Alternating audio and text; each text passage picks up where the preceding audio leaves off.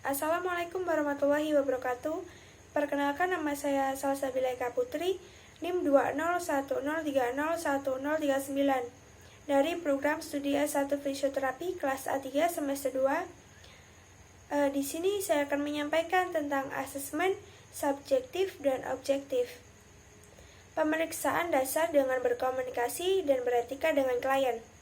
Komunikasi adalah sebuah proses penyampaian pikiran atau informasi dari seseorang kepada orang lain melalui suatu cara tertentu sehingga orang lain mengetahui apa yang disampaikan penyampai pikiran atau informan.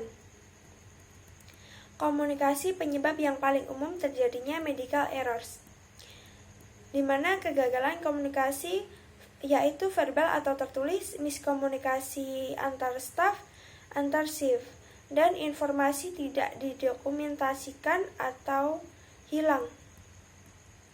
Kemudian komunikasi efektif yang tepat waktu, akurat, lengkap, jelas, dan dipahami oleh penerima, mengurangi kesalahan dan meningkatkan keselamatan pasien.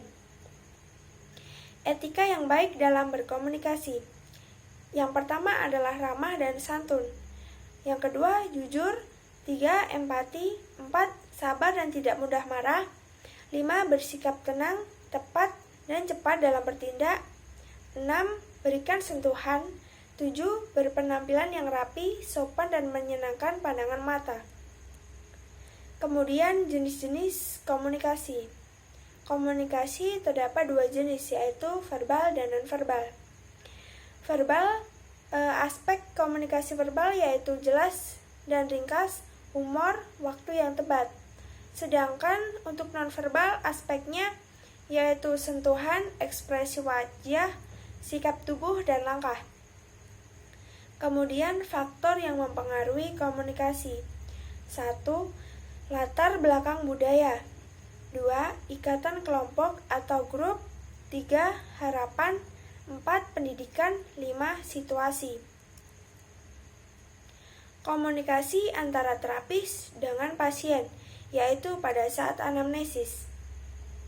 Anamnesis adalah suatu teknik pemeriksaan yang berupa percakapan antara fisioterapis dengan pasien secara langsung atau dengan orang lain yang mengetahui tentang kondisi pasien untuk mendapatkan data pasien beserta permasalahan medisnya.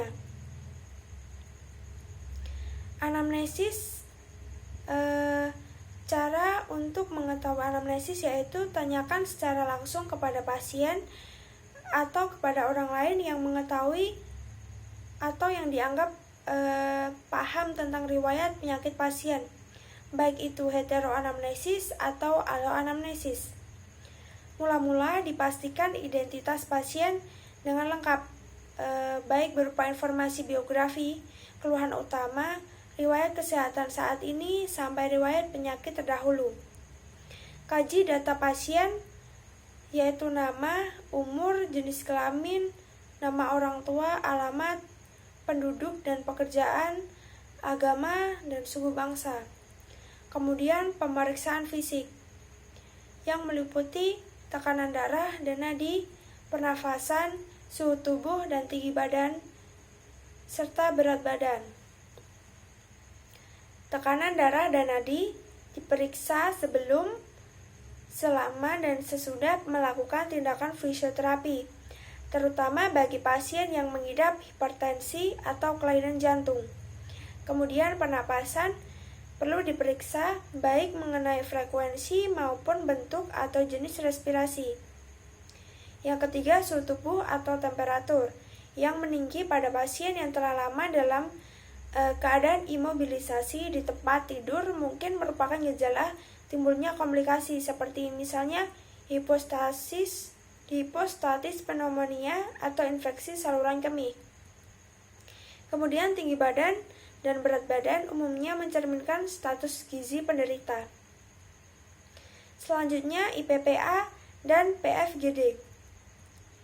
Yang pertama, inspeksi. Ada 2 macam inspeksi, yaitu inspeksi dinamis. Selanjutnya IPPA dan PFGD. Yang pertama, inspeksi. Ada dua macam inspeksi, yaitu inspeksi dinamis dan inspeksi statis. Tuliskan mengenai apa saja yang dilihat.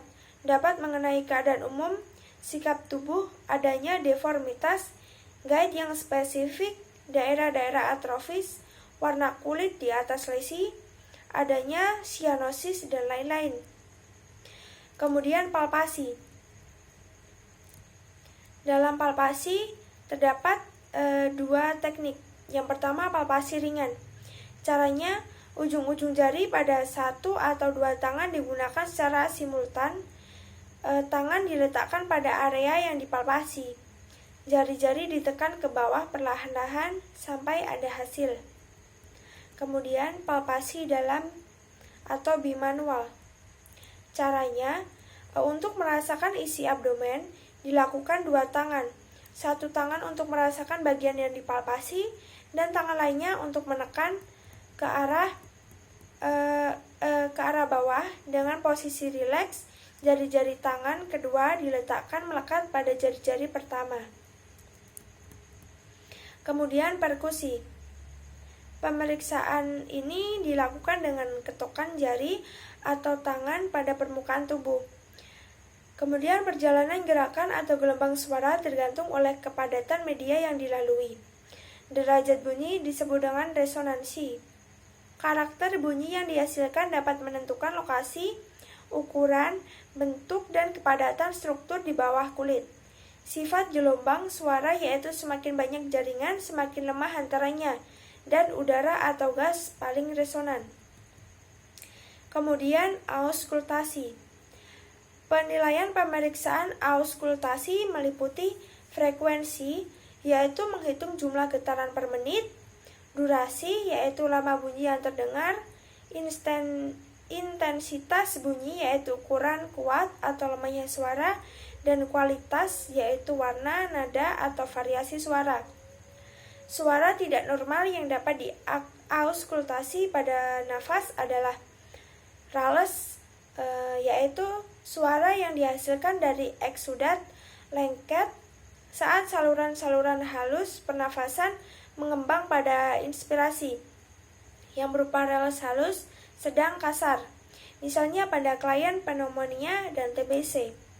Kemudian ronsi, yaitu nada rendah dan sangat kasar terdengar baik saat inspirasi maupun saat ekspirasi. Ciri khas ronsi adalah akan hilang bila klien batuk, misalnya pada edema paru. Kemudian wheezing, yaitu bunyi yang terdengar ngik, bisa dijumpai pada fase inspirasi maupun ekspirasi, misalnya pada bronkitis akut dan asma. Kemudian pleura friction drop, yaitu bunyi yang terdengar kering seperti suara gosokan amplas pada kayu, misalnya pada klien dengan peradangan pleura. Selanjutnya, gerakan dasar. Pada hakikatnya, gerakan dasar merupakan pemeriksaan yang berhubungan dengan gerakan aktif, gerakan pasif, maupun gerakan isometrik melawan tahanan. Pemeriksaan yang dimaksud adalah pemeriksaan pada alat gerak tubuh dengan cara melakukan gerakan fungsional dasar pada region tertentu untuk melacak kelainan struktur region tersebut. Yang pertama adalah gerak aktif. Gerak aktif yaitu suatu gerakan pemeriksaan yang dilakukan sendiri oleh penderita suatu petunjuk pemeriksa.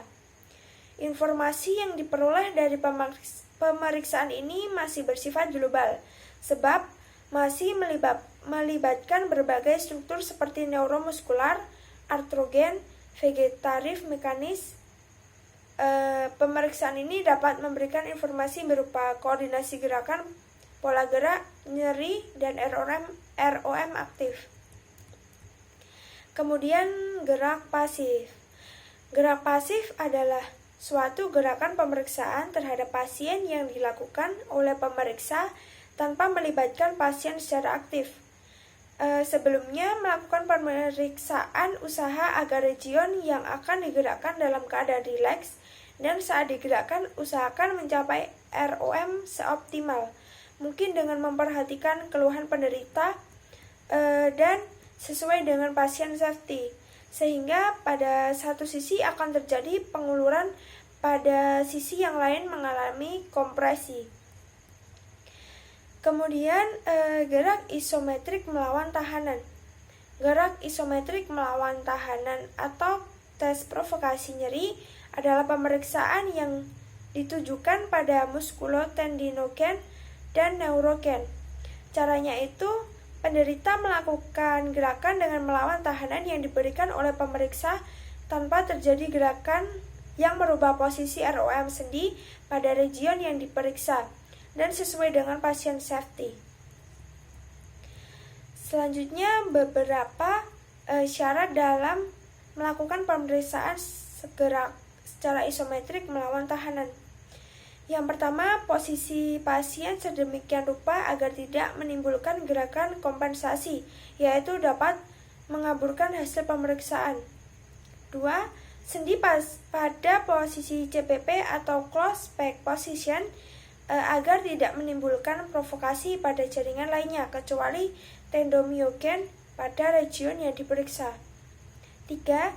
Tahanan dengan manual bertahap hingga maksimal lambat laun menurun sampai kemudian rileks. 4. Setiap kontraksi lamanya 6-8 detik dengan pengulangan 1-6 kali kontraksi. 5.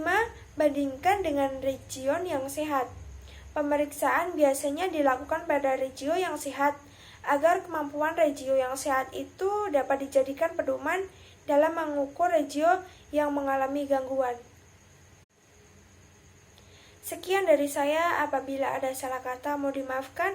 Wassalamualaikum warahmatullahi wabarakatuh.